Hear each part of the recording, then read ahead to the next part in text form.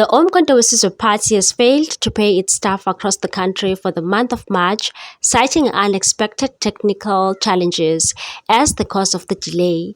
A letter dated March 15, 2025 from the party's Secretary General Floyd Shivambu confirmed the situation to affected employees. Some staff members typically receive their salaries on the 15th, while others are paid on the 25th of each month.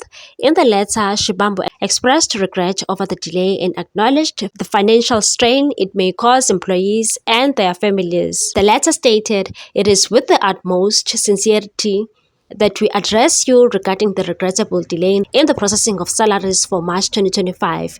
This unforeseen situation stems from unexpected technical challenges, and we fully acknowledge the difficulties it may pose for you and your families." Shivambu assured employees that the party's leadership is working urgently to resolve the issue and said every effort is being made to resolve the issue expeditiously, and we are engaging all necessary stakeholders to ensure that salaries are processed at the earliest possible opportunity.